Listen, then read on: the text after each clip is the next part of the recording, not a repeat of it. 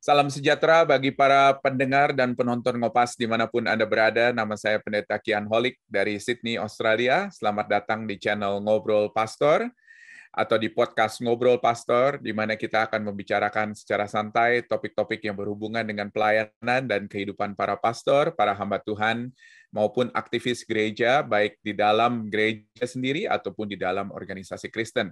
Nah, sebelum kita melanjutkan, jangan lupa untuk subscribe channel ini dan nyalakan loncengnya di YouTube, supaya apabila ada video-video baru yang kami upload, Anda bisa langsung dapat mengetahuinya.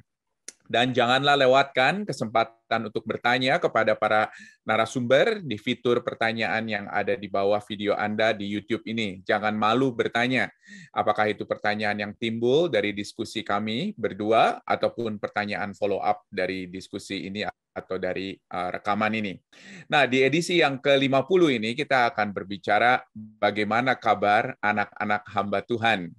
Bersama siapa lagi nih? Kalau bukan yang ahli di bidangnya, sahabat saya, my brother in Christ, Bapak Rizal Badudu. Selamat datang Pak Rizal Badudu, apa kabar? Halo Pak Kian Holik, halo Bapak Ibu semuanya. Terima kasih sudah mengundang saya ke Sydney, walaupun baru berupa undangan online. Online dulu ya. Pak Rizal Badudu ini adalah sahabat lama yang saya yakin dan percaya juga banyak dikenal oleh para penonton dan pendengar Ngopas, khususnya ahli di dalam bidang membicarakan mengenai kepemimpinan, kepribadian, dan juga ini adalah bagaimana orang tua mendidik anak-anak nih, khususnya dalam hubungan keluarga. Dan saya yakin dan percaya ini bukan kebetulan kita akan membicarakan topik yang memang cocok, yaitu bagaimana kabar daripada anak-anak hamba Tuhan. Nah, kita akan langsung mulai nih Pak Rizal. Kita akan ngobrol di sini mengenai apa sih sebetulnya situasi yang dihadapi atau dialami oleh anak-anak hamba Tuhan. Ya. Ternyata memang anak hamba Tuhan ini mengalami situasi yang cukup unik dan khas ya, yang mungkin tidak dialami oleh anak-anak dari orang tua yang lainnya. Nah, kira-kira seperti apa sih sebetulnya sih yang dihadapi oleh anak-anak hamba Tuhan ini? Silakan, Pak Rizal. Ya, Pak Kian Holik, Bapak Ibu semua ya, saya mau koreksi sedikit dulu nih. Tadi Pak Kian Holik mengatakan saya ahli. Aduh, bukan. Saya juga banyak di banyak tempat disebut sebagai pakar keluarga. Bukan. Saya justru sebaliknya orang yang belajar terus. Sampai sekarang masih belajar. Ya, karena di setiap tahap umur anak, dan sekarang anak-anak kami umur 27, 26, 25, 23, kami perlu belajar lagi. Ini masa baru lagi dalam hidup kami. Jadi kami belajar terus dan kami ingin sharingkan apa-apa yang kami belajar. Juga di dalam topik ini mengenai bagaimana kabar anak-anak hamba Tuhan. Kalau ditanya kabar kan selalu jawabannya gini, baik gitu ya. Baik-baik saja gitu kan. Nggak ada apa-apa. Nah, itu permukaannya ya. Tapi kita sekarang karena ini Ngopas, ini penting nih channel ini, Bapak Ibu. Jangan lupa subscribe ya. Ini kita mesti ngobrolnya sedikit lebih dalam. Dan saya ingin membagikan apa yang saya amati dan juga saya pelajari selama ini ya. Jadi kalau tadi pertanyaannya, gimana sih pergumulan anak-anak hamba Tuhan ya gitu ya Pak Kenolik ya? Iya, kurang lebih begitu. Ya, betul. Seperti apa sebetulnya uniqueness-nya daripada anak-anak hamba Tuhan ini? Ya. Betul ya, memang ada kekhususan situasi mereka ya, yang sebetulnya mereka jadi objeknya, bukan subjeknya. Bukan mereka ingin begitu, bukan. Tapi mereka jadi mengalami. Apa yang mereka alami adalah yang pertama itu mereka sering dapat cap, stempel gitu. Stempelnya itu adalah anak hamba Tuhan, harus rohani, harus baik, udah pasti cinta Tuhan, mestinya oke, dan sejenis itu gitu ya. Ini kalau orang dicap gitu kan, capnya kan tinggi gitu ya. Nah, itu membuat mereka dengan sendirinya tertekan gitu ya. Atau cap ini kan mereka peroleh misalnya di gereja gitu ya, karena papanya gembala atau papanya hamba Tuhan. Dengan sendirinya orang ngecap gitu. Tapi itu bukan terjadi di gereja aja. Di sekolah misalnya. Kalau Oh mereka gitu ya, di sekolah juga ya? Misalnya sekolah Kristen, misalnya mereka sekolah di sekolah Oh Kristen, iya, ya, betul. anak hamba Tuhan di sekolah Kristen lah ya, gitu ya. Nah, itu hampir secara tidak langsung ataupun langsung, anak-anak hamba Tuhan itu guru-guru tuh langsung, kamu nggak boleh gitu, kan kamu anak hamba Tuhan. Wow, buat mereka itu kita seperti tidak menyadari ya waktu kalimat itu disampaikan ke anak-anak hamba Tuhan, ada tekanan besar begitu ya. Ada seperti ya tekanan. Misalnya saya kasih contoh royal family gitu ya.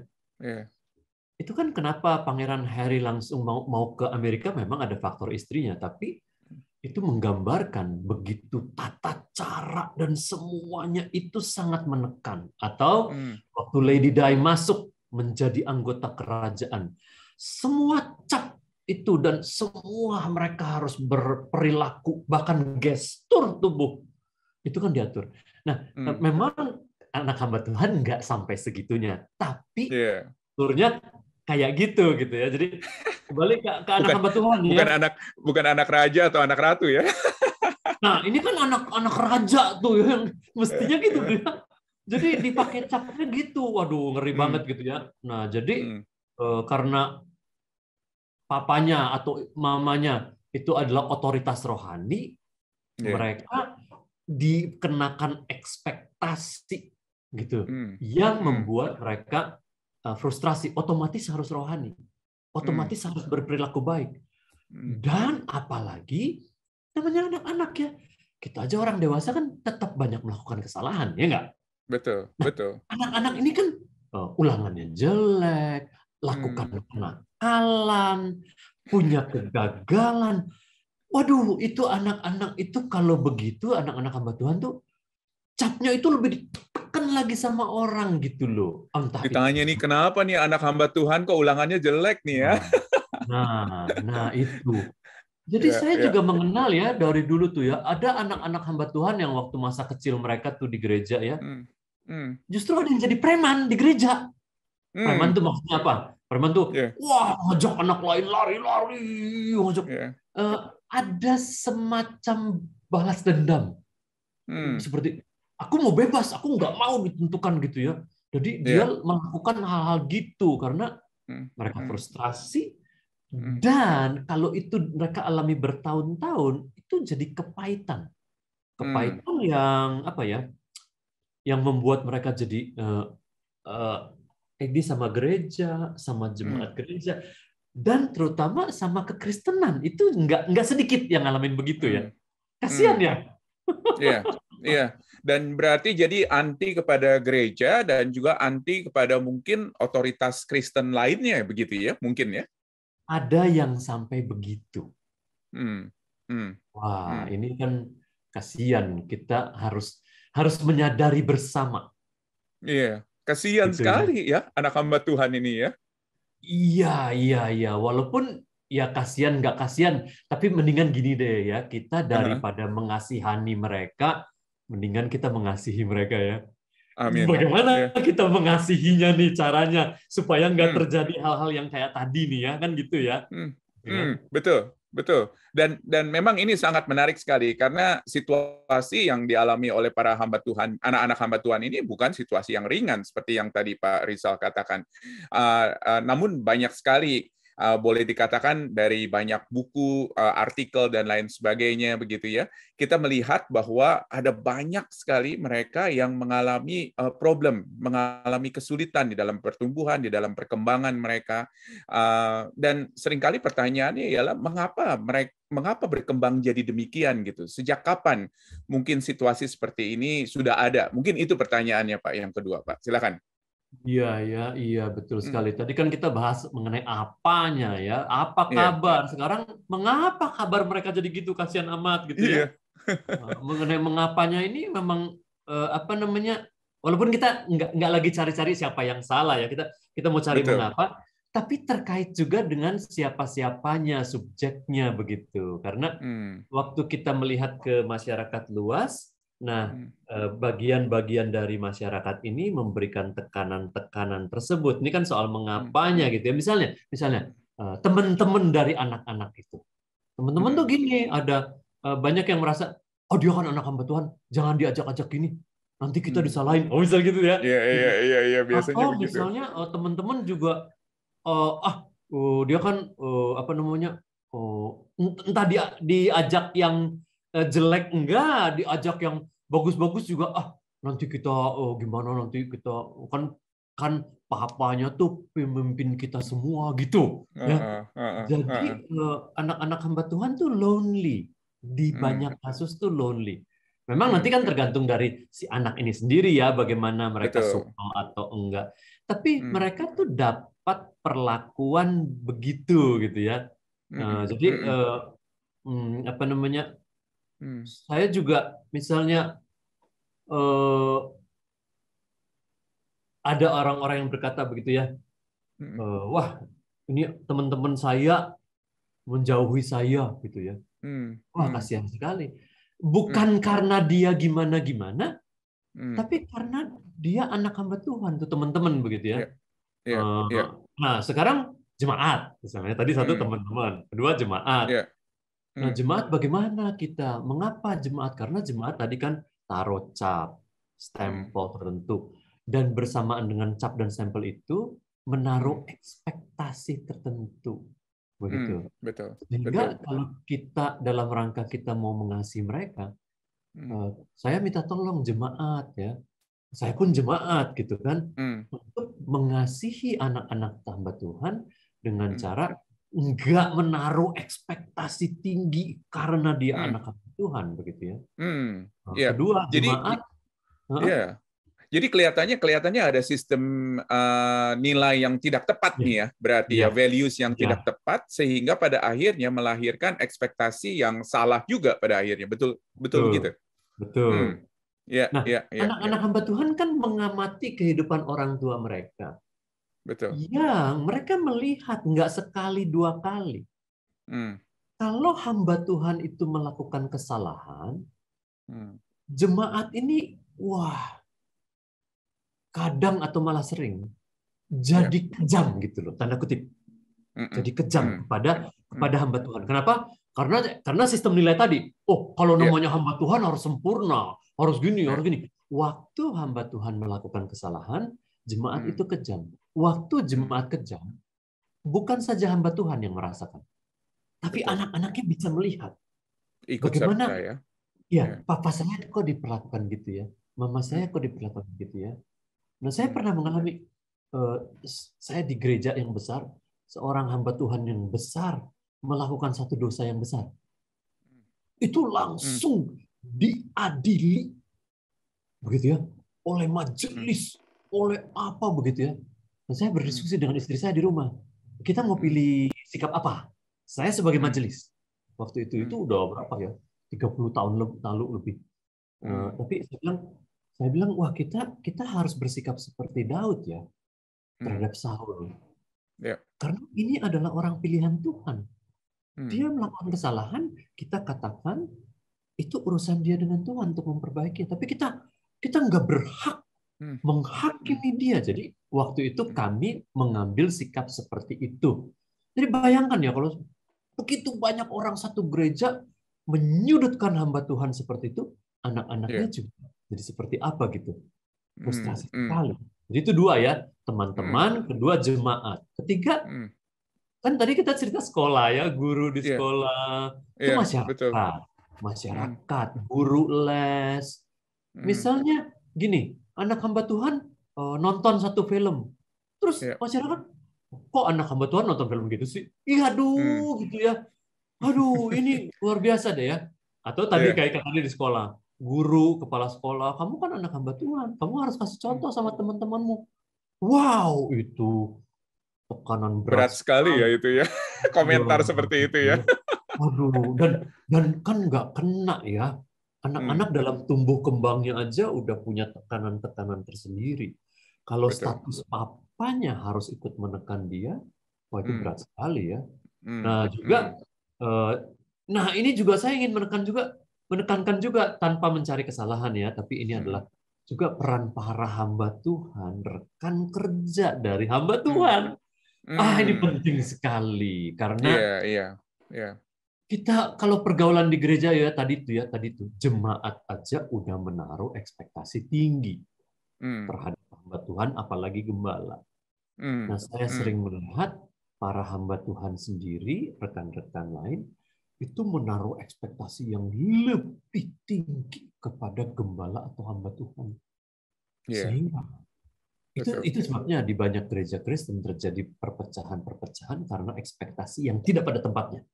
Hmm. Yap, yap, yap. Memang hamba Tuhan kan juga melakukan kesalahan dong, termasuk Betul. gembala ya. Hmm. Tapi waktu hamba Tuhan atau malah gembala melakukan kesalahan, itu rekan-rekan hamba Tuhan tuh saya melihat, aduh luar biasa deh. Hmm. Hmm. Kayak kayak orang kudus banget, padahal nggak semua dari kota kudus ya.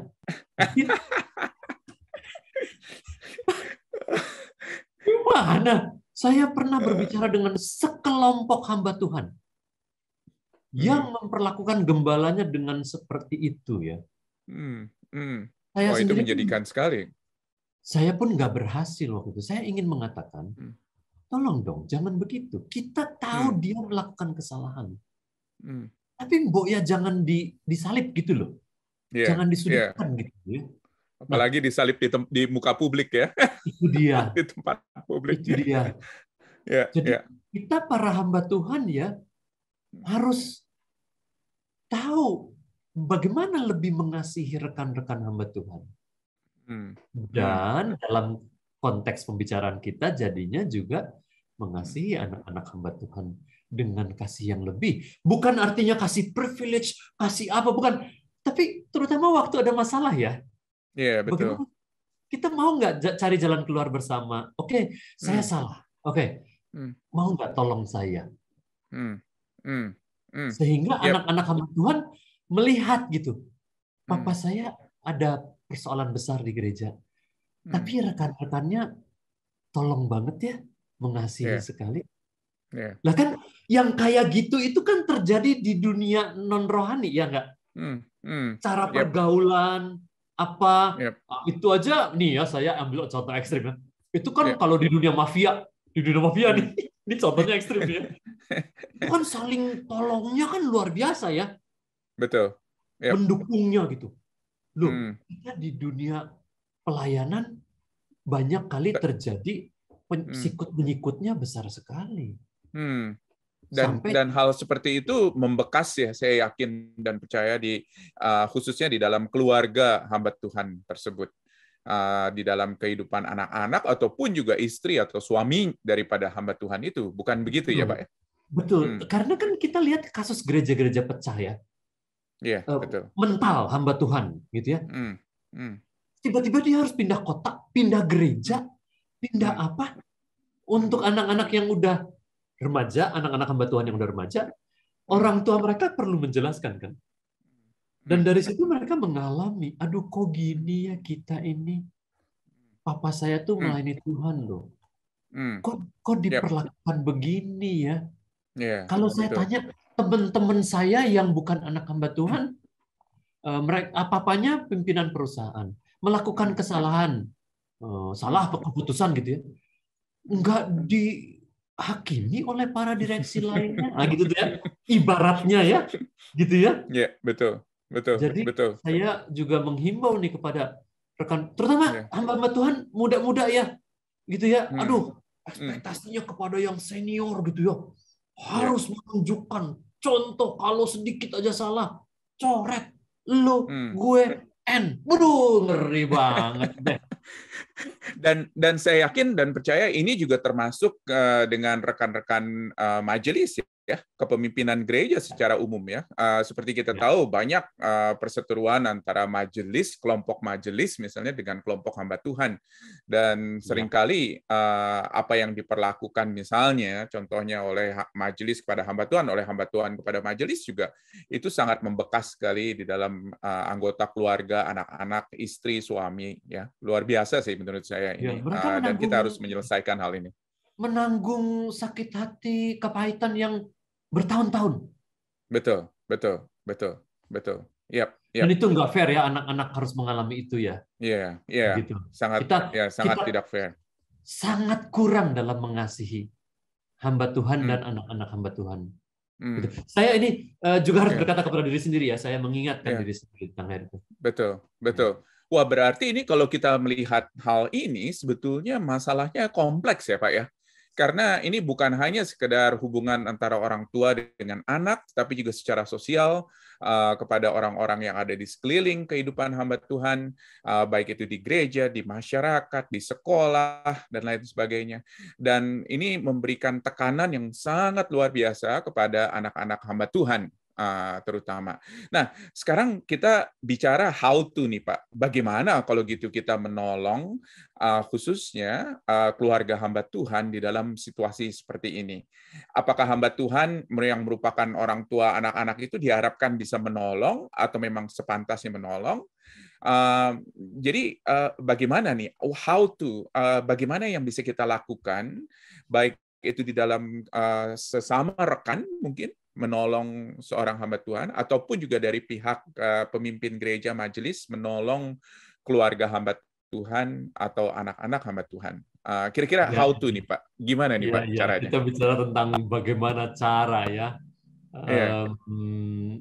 Ya, tentunya kita perlu mulai dari hamba Tuhan itu sendiri Hmm. sebagai orang tua, ya, gitu ya. Hmm. Hmm. Bagaimana hamba Tuhan as parents Hmm. menggembalakan keluarga itu sendiri, keluarga dia Hmm. sendiri, Hmm. supaya anak-anak hamba Tuhan yang Hmm. mengalami sistem nilai yang salah Hmm. di tengah jemaat dan masyarakat tadi tetap kuat anak-anaknya sendiri. Jadi Hmm. pertama, hamba Tuhan kita perlu membangun sistem nilai yang kuat sekali Hmm. di dalam keluarga kita sendiri. Hmm. Sistem nilai Tuhan, bukan Hmm. sistem nilai hamba Tuhan. Gitu tuh, itu Hmm. beda banget gitu ya. Apa bedanya tuh Pak? Gini gue, kalau sistem nilai hamba Tuhan tuh gini jadinya. Saya kan hamba Tuhan, Hmm. jadi saya harus begini, begini, begini. Beda Hmm. sekali dengan saya kan anak Tuhan. Hmm. Nah, saya begini, begini, begini karena saya mengikuti firman Tuhan. Bukan Hmm. karena status saya hamba Tuhan. Nah, Betul. gitu kan, itu beda sekali Betul. kan? Yep. Nah, Yep. jadi Yep. di dalam parenting pun gitu, hampir selalu kalau orang tua, kita sebagai orang tua, kita bertumbuh, berubah, berbuah, maka anak-anak jadi bertumbuh, berubah, dan berbuah. Nah, di dalam konteks yang dari tadi kita bicarakan, kan kita lagi tanya anak-anak, kabar anak-anak hamba Tuhan nih gimana. Nah, kita sekarang mulai dari hamba Tuhan itu dulu sendiri. Bagaimana sih bertumbuh, berubah, dan berbuah di dalam sistem nilai ini sehingga bisa menjaga anak-anaknya dan keluarganya dari sistem nilai yang nggak bagus tadi, begitu kan? Iya, iya, Nah, iya. ini saya menceritakan beberapa pengamatan melalui pengalaman ya. Saya pada satu kali saya sesudah khotbah di satu gereja, saya berbicara di ruangan ya di konsistori dengan gembala gereja itu, pendeta yang senior. Lalu mereka mengatakan, karena topik saya di gereja itu adalah kebanyakan parenting dan keluarga, terus di sela-sela antara ibadah itu gembala senior ini mengatakan sesuatu yang membuat saya sedih sebetulnya gitu ya. Dia bilang, Pak Rizal, terima kasih ya untuk hal-hal tadi yang dijelaskan. Saya sebetulnya mesti mengatakan bahwa saya sendiri tidak melakukan hal-hal itu. Dalam arti, saya tuh nggak melayani keluarga saya. Saya tuh udah melayani begitu banyak di luar rumah sebagai hamba Tuhan, dan itulah profesi saya. Waktu saya pulang ke rumah, saya rasa udah cukup, begitu ya. Sehingga saya membiarkan tugas, fungsi, peran saya yang Bapak jelaskan tadi di khotbah tadi, membiarkan itu, mendelegasikan itu sepenuhnya kepada istri saya. Hmm. Dan ternyata dari yang tadi dijelaskan itu salah ya. Yep. Dan setiap Pak Gembala Senior ini bilang, dan itu saya bisa melihat hasilnya di anak saya, bahwa anak saya kepahitan, anak saya lari dari gereja, nggak mau berdekatan dengan kehidupan pelayanan, dia kepahitan bertahun-tahun, saya nggak bisa menyentuh dia masuk ke dalam kehidupannya, karena dia udah sakit hati dengan pelayanan saya di luar ya. Dia merasa dia nggak dapat dilayani, dikasihi. Saya hanya bisa, mendengar cerita seperti itu ya, begitu ya. Tapi untung cerita ini berakhir indah, begitu ya, karena kebaikan Tuhan. Nah, ini sekarang kalau Bapak melihat anak saya, kan Bapak melihat nih tadi nih ya, dia juga melayani. Nah, dia sudah kembali. Di umur menjelang 30. Dia bertemu dengan ada divine appointment ya. Dia bertemu dan membuat dia kembali. Dan saya hanya bisa bersyukur.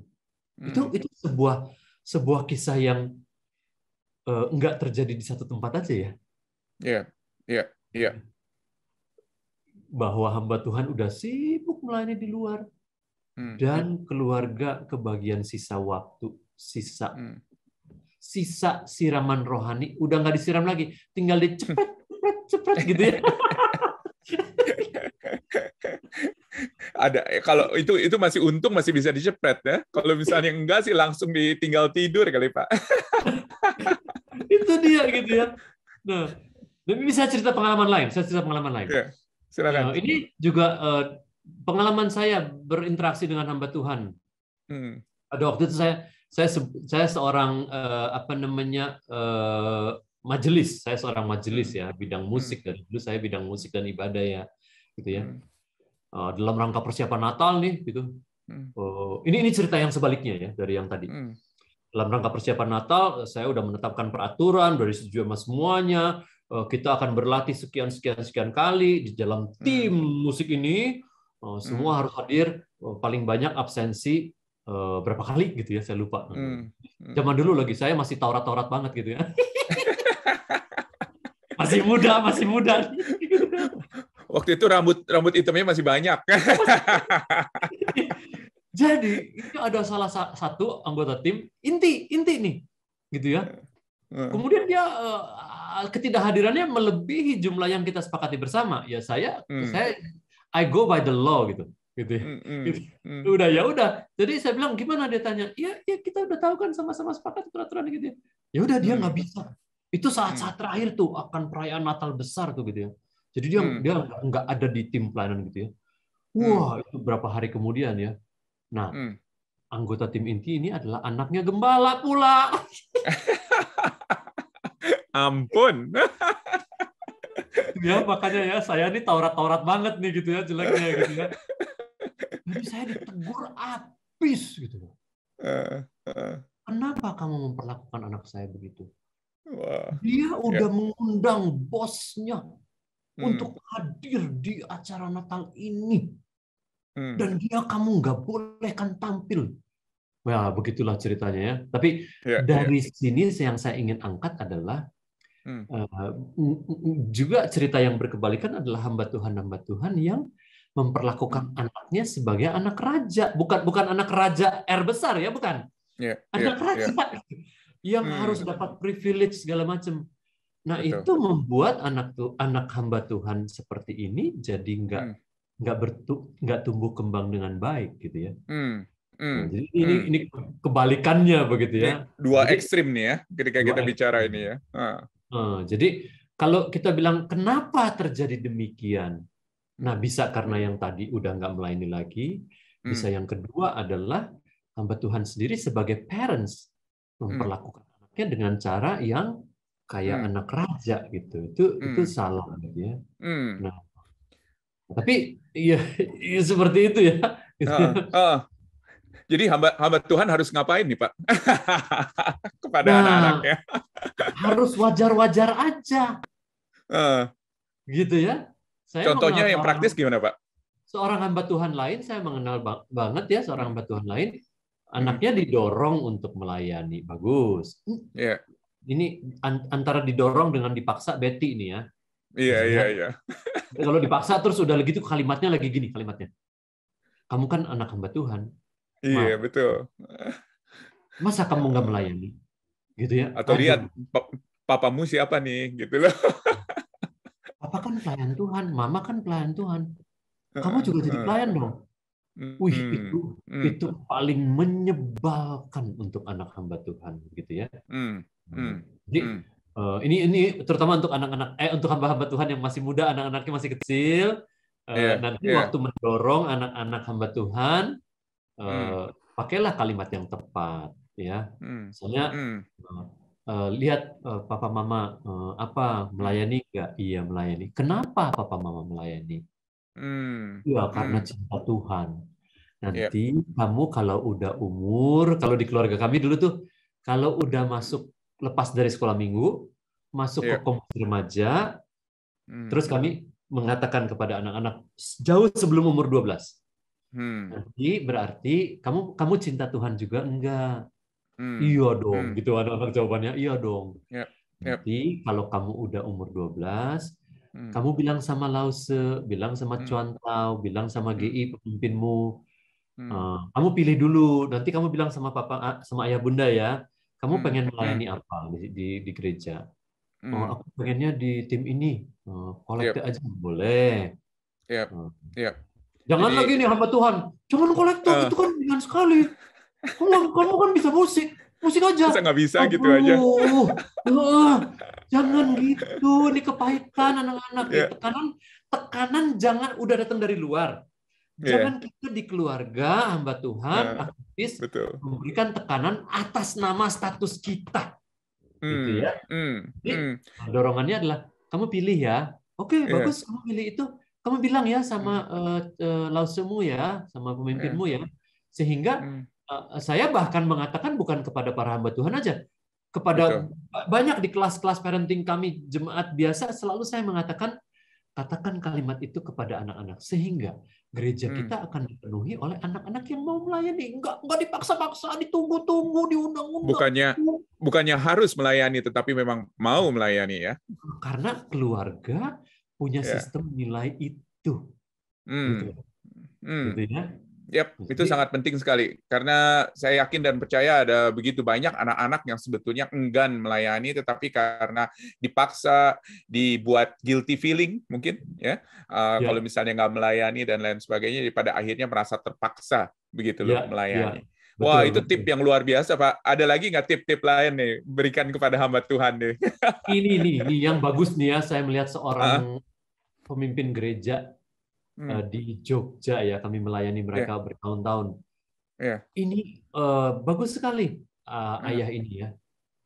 Nah, bagaimana kalau mau memasukkan hal-hal rohani kepada anak? Kita terlebih dahulu memasukkan hal-hal rohana kepada anak, gitu ya. Apa tuh bedanya rohani dan rohana? Rohani itu rohani, rohana itu hal non rohani gitu, rohana tuh non rohani gitu kan. Jadi maksudnya gini. Bisa aja. Kita kalau mau memasukkan hal-hal rohani, kita harus punya jembatan yang cukup kuat. Jembatan ini adalah komunikasi yang baik, hubungan yang baik dalam semua hal. Hanya kalau kita punya komunikasi yang baik dan hubungan yang baik dengan anak kita, maka waktu kita memasukkan nilai-nilai dan hal-hal prinsip-prinsip rohani, itu mulus. Mulus jalannya. Kalau dia nggak punya komunikasi yang baik, hubungan yang baik, itu seperti khotbah aja. Yang satu arah ya. Nggak laku. Nggak laku di hati anak. Itu cuma jadi konsumsi telinga mereka. Karena saya anak hamba Tuhan, saya harus mendengarkan papa saya yang hamba Tuhan. Tapi itu nggak masuk ke hati, itu keluar lagi. Karena nggak punya jembatan komunikasi dan interaksi. Nah, jadi saya kembali ke pemimpin gereja di Jogja ini. Dia mendampingi anaknya dalam berbagai aktivitas. Anaknya ikut balap sepeda, dia mendampingi dari latihannya, tandingnya, kasih semangat sebelum start, kasih semangat sesudah finish, dia menang ataupun enggak, kamu bagus. Karena kamu udah, ya kamu kalah tadi disusul di tikungan, tapi papa bangga sekali sama kamu. Kamu soalnya udah usaha keras sekali. Itu yang papa lihat. Wah, anak ini olahraga karate juga dia dampingi. Ya kalau pelatihnya nggak datang tuh, papa ini bukan komplain-komplain. Dia menggantikan si pelatihnya. Ya latih begitu ya. Papa ini mendampingi berbagai hobi si anak dan saya melihat anak ini bertumbuh dari tahun ke tahun. Masih kecil sekali anak ini. Saya mengenal anak ini sejak anak umur 2. Sekarang umur 6 atau 7. Anak ini jadi pede sekali. Wow. Lain sekali ya. Iya. Dan papa ini nanti waktu dia sekarang ya, waktu dia mengajarkan saat teduh, waktu mengajarkan memuji-muji Tuhan, wah indah sekali. Saya lihat video-video mereka ya ditayangkan di Instagram. Itu wajar sekali dan indah sekali. Si anak itu menghafalkan firman, terus dia diajari untuk bercerita setelah papanya bercerita di hari-hari sebelumnya, terus dia yang bercerita mengenai dasar yang teguh, yang enggak disuruh kalau banjir, kalau apa, karena membangun rumah di atas bukan di atas pasir. Anak umur 5 bercerita dengan fasih karena ada jembatan melalui aktivitas, melalui hobi dan sebagainya gitu ya. Nah, ini baru sebagian contoh gitu ya. Nah, Iya. Dan hal-hal itu sangat sederhana sekali ya sebetulnya ya. Maksudnya nggak perlu sesuatu yang terlalu kompleks begitu loh.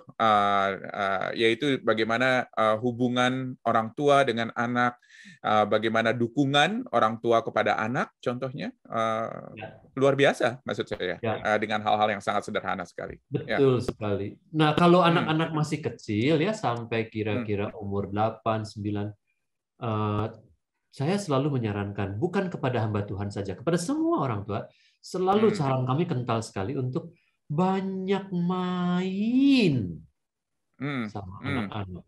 Banyak beraktivitas sama anak-anak. Banyak main.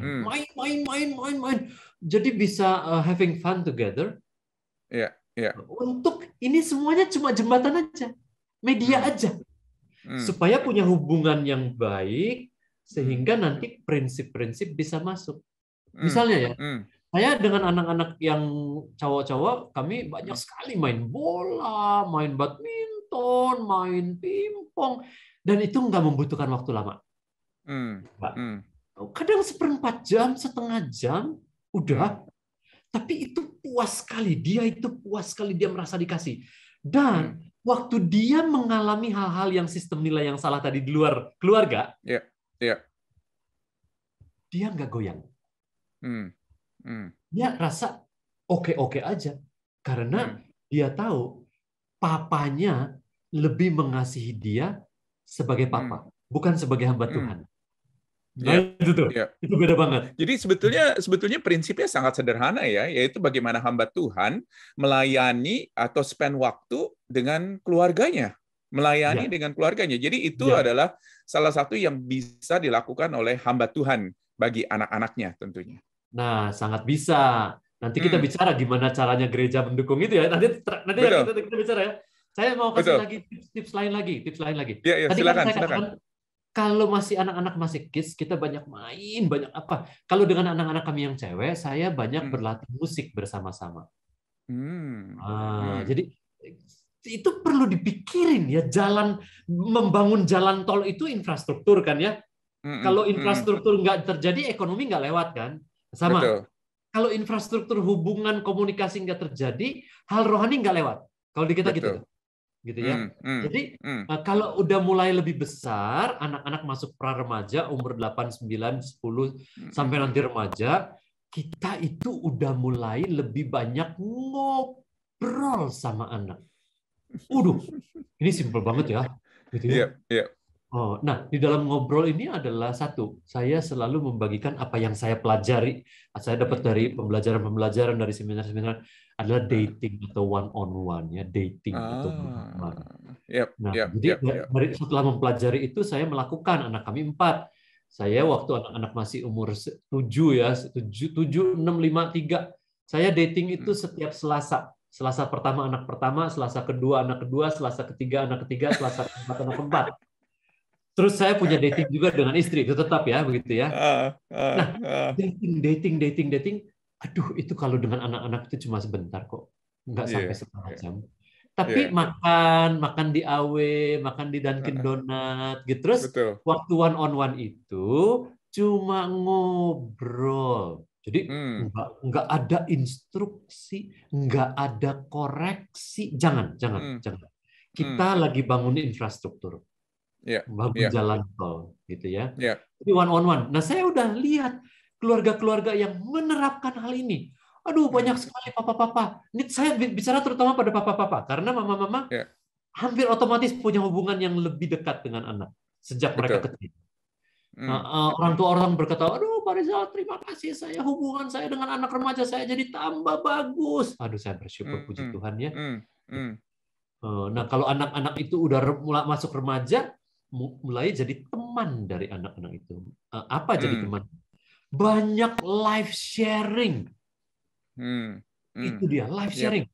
Cerita mengenai kegagalan kita di umur dia, kebodohan kita. Kan kita banyak sekali melakukan kebodohan ya. Saya nih terutama. Aduh, saya banyak banget gagal di masa remaja. Oh, saya bilang, aduh, ayah bodoh banget ya. Terus mereka dengar kita itu ketawa-ketawa. Dan jangan malu-malu ya. Jangan malu-malu untuk memaparkan hal tersebut. Kita tuh nggak bisa jaim lah di rumah. Anak kita betul. tahu banget. Makin kita jaim, makin nyebelin. Gitu kan? Nah, jadi anak-anak ketawa-ketawa. Sehingga waktu kita cerita bangun jalan tol. Nah, setiap kali dia punya masalah, dia cerita juga. Dia cerita. Apakah anak itu talkative ataupun anak itu introvert, tidak tergantung dari sifat tipe kepribadiannya, dia tetap cerita. Sehingga kalau gereja, jemaat, masyarakat memperlakukan mereka dengan sistem nilai yang salah yang tadi kita banyak bicarakan, pertama apa dan mengapanya gitu. Mereka juga akan cerita, ayah kok aku dibilang kalau di gereja aku dipanggilnya bukan namaku. Oh, kamu dipanggilnya apa? Kamu anaknya Pak Rizal ya? Kayak aku nggak ada nama ya, katanya gitu. Atau anak pendeta. Terus kamu gimana? Ya aku sih nggak apa-apa, tapi kan aku punya nama ya. Nah, kamu bilang apa? Om itu apa sama tante itu? Nih, jadi kita ajarin. Iya tante, aku anaknya Pak Rizal, namaku ini sebutin. Boleh nggak panggil aku itu? Smart. Ya kan? Itu ya, kita ajarin gitu loh ya. Jadi, betul. Kita nih jadi imam di keluarga kita kan. Kita memimpin mereka untuk bertumbuh secara rohani. Tapi jangan lupa, itu perlu ada infrastrukturnya, hubungan, komunikasi, hal rohananya, jangan lupa. Gitu ya. Amin. Wah, luar biasa, ini kaya sekali. Walaupun ini sebetulnya memang bukan seminar parenting ya. Ini seminar, ini talk show atau mungkin podcast untuk para hamba-hamba Tuhan. Nah, sekarang begini Pak Rizal, pertanyaan terakhir nih, terutama nih. Ini sekarang kita bicara adalah gereja ya. Jadi gereja. Jadi kalau kita bicara gereja mungkin dari pemimpin gereja dulu ya, dari pemimpin gereja dan juga sampai ke jemaat lah nanti ya ekspektasinya. Nah, bagaimana gereja bisa menjadi pendukung ke arah perbaikan dan bukan membuat situasi semakin tidak kondusif nih bagi pertumbuhan anak-anak, baik itu pertumbuhan rohani, pertumbuhan psikis, pertumbuhan mental, dan lain sebagainya. Nah, kira-kira bagaimana gereja bisa membantu anak-anak hamba Tuhan untuk bisa bertumbuh secara holistik begitu loh maksudnya, well-rounded gitu. Bagus. Ya, betul sekali nih. Pertanyaan betul sekali. Gini, saya cerita di dunia bisnis ya. Ada perusahaan-perusahaan yang membayar top management begitu tinggi.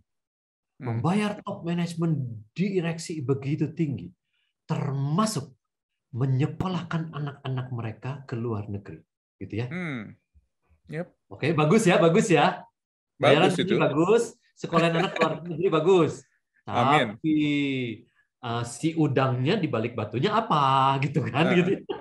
Ternyata si udangnya ini adalah supaya ini pimpinan puncak ini betul-betul fokus menangani perusahaan. Nah lo, kira-kira gitu. Bisa ada kesamaan nggak dengan gereja? Maaf ya, maaf. Bisa disama-samain sih. Nih ya, samanya tuh gini, Bu, ya bukannya gereja ngirim anak hamba Tuhan ke luar negeri, enggak. Iya.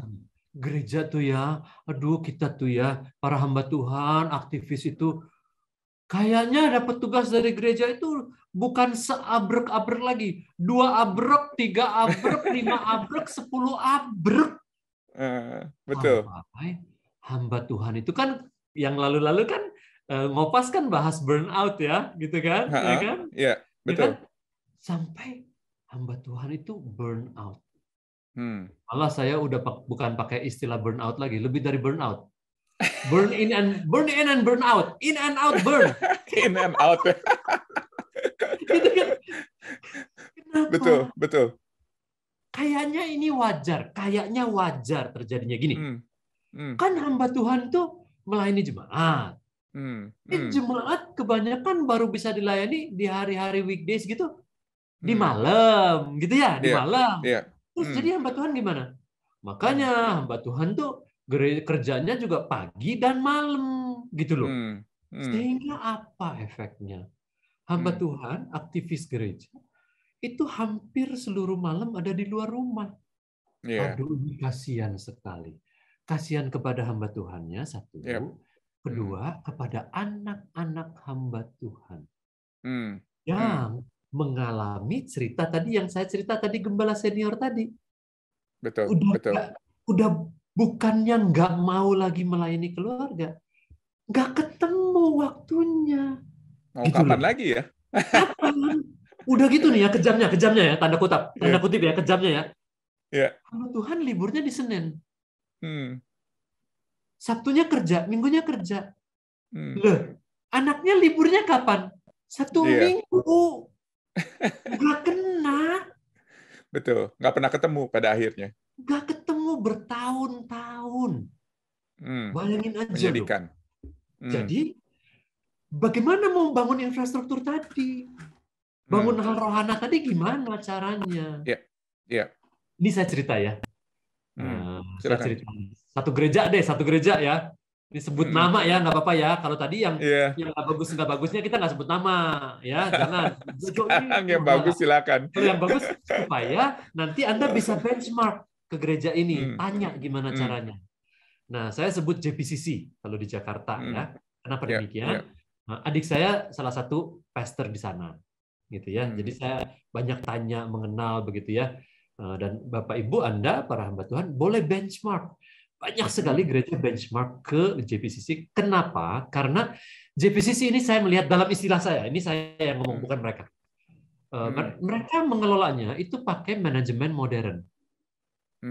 Cara manajemen modern. Misalnya, ini tadi kita cerita soal keluar setiap malam hamba Tuhan ya. Iya. Saya tanya, di JPCC gimana gitu enggak? Saya dalam keadaan sekarang ya, bukan pada waktu mereka baru mendirikan gereja sekitar 20 tahun yang lalu. Sekarang ini saya selain hari Minggu, saya keluar, ini adik saya jawab, 1 malam. 1 malam. Ini banyak hamba Tuhan. Wih, mau dong, mau.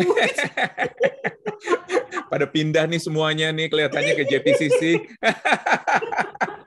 Jangan pindah. Belajar. Datang belajar ke sana. Belajar ya, jangan pindah ya. Jangan pindah. Paling banyak tuh 2 malam. Paling banyak 2 malam. Kenapa? Karena mereka dituntut juga oleh gereja. Tanda kutip, dituntut atau malah difasilitasi untuk bangun infrastruktur dengan keluarga. Luar biasa. Bahkan Jam ibadah mereka di hari Minggu diatur sedemikian rupa. Sekarang ini udah balik onsite ya, 9 ibadah. 9 ibadah. Itu berakhirnya jam 5 sore. Jadi nggak ada ibadah malam. Dengan pola pandang apa? Yaitu tadi, supaya udah sama keluarga. Malam itu udah sama keluarga. Ini kan kita gereja-gereja, kita mesti kasihan dong ya sama hamba Tuhan. Kenapa jadi banyak di luar rumah terus begitu loh? Jadi, nah bagaimana mereka bisa begitu adalah karena mereka ada 11 gembala, ada 11 pastors. Gitu ya. Tapi dengan manajemen modern, mereka melatih 1 down, 2 down, 3 down. Ada 1 level majelis di bawah mereka, ada 2 level di bawah mereka, itu apalagi, terus 3 level.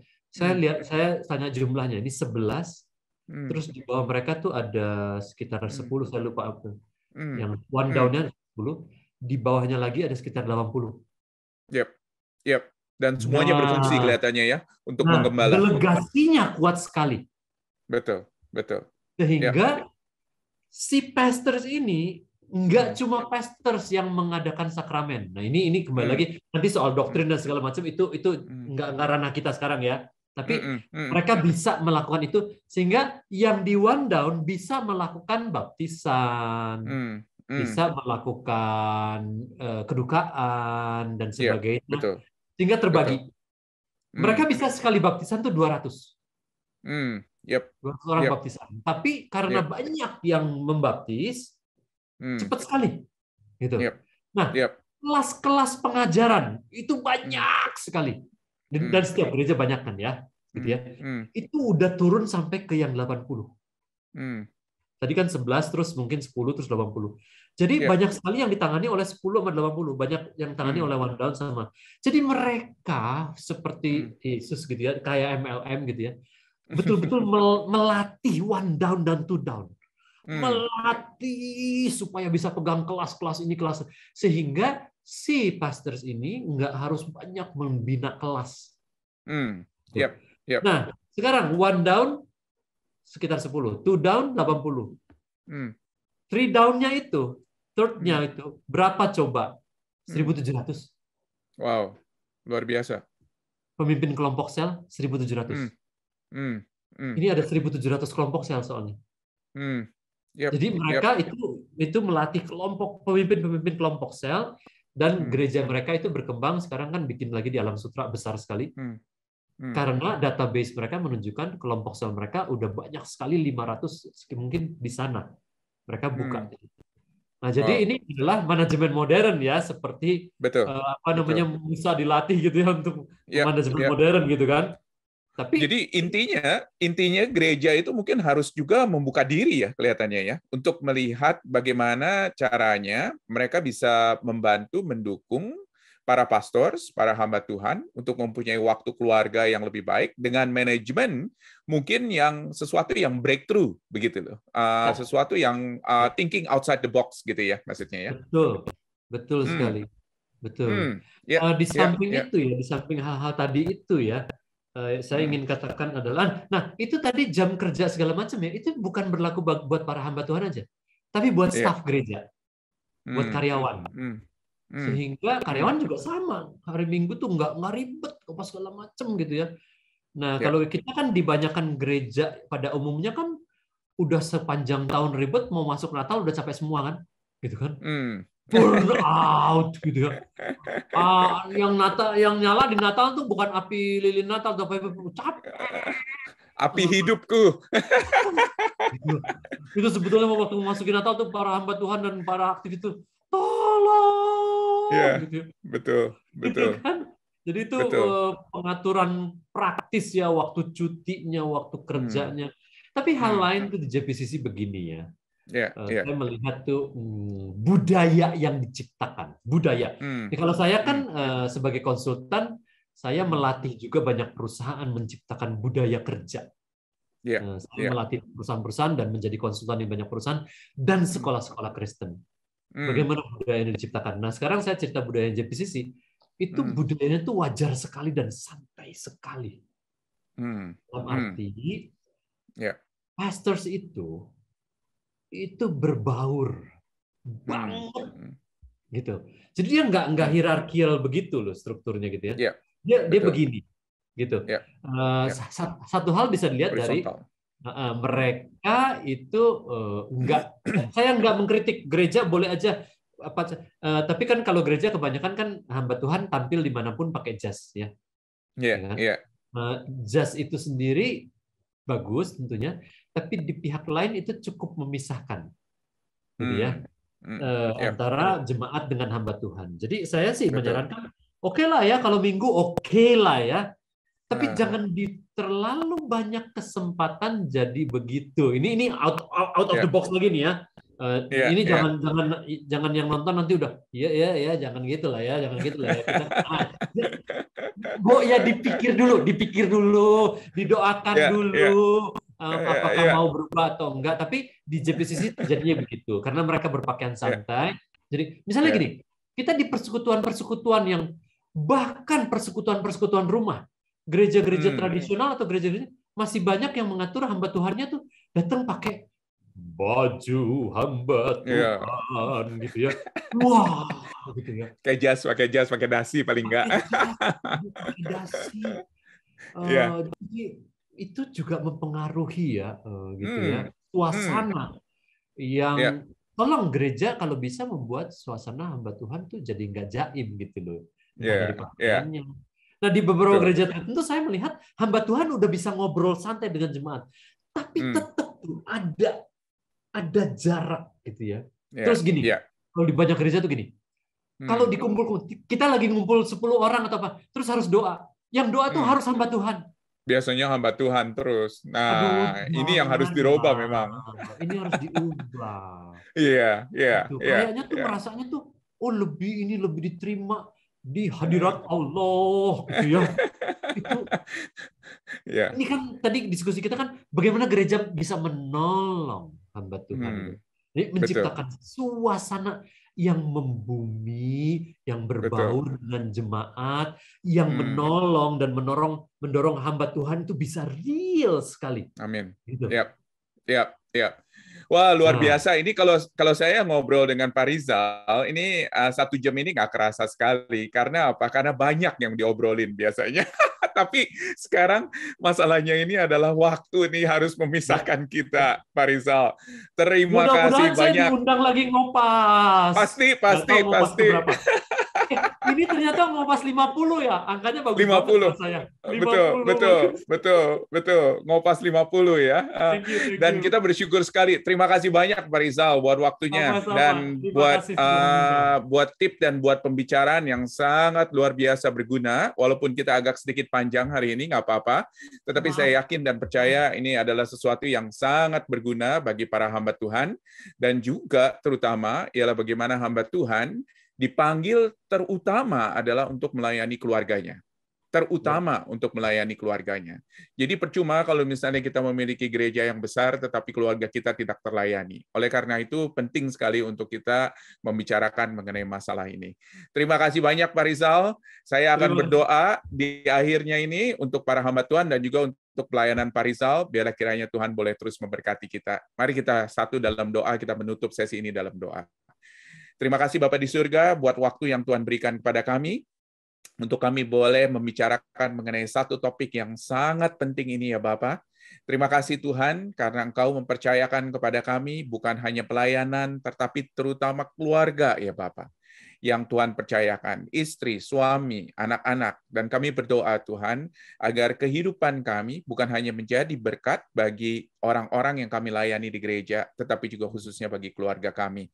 Kami berdoa khususnya untuk anak-anak kami Tuhan. Mereka pun juga boleh mengikuti, percaya kepada Tuhan Yesus, melayani Tuhan Yesus seumur hidup mereka. Dan kerinduan kami ialah Tuhan, mereka boleh terus setia memanggil Yesus sebagai Tuhan dan Juru Selamat sampai akhir hidup mereka. Terima kasih ya Tuhan. Kami berdoa juga untuk bukan hanya anak-anak kami, tetapi untuk cucu, untuk keturunan kami. Biarlah kiranya Tuhan, mereka pun juga boleh terus setia mengikuti Yesus. Terima kasih ya Tuhan. Kami bersyukur sekali lagi, berkati Pak Rizal di dalam pelayanannya. Engkau terus tambahkan ya Bapak, hikmat, bijaksana bagi dia, untuk dia boleh terus melayani orang-orang yang ada di sekitarnya, melayani keluarga, melayani melayani gereja-gereja jemaat Tuhan. Terpujilah Tuhan namamu. Kami bersyukur dan berdoa di dalam nama Yesus. Amin. Amin.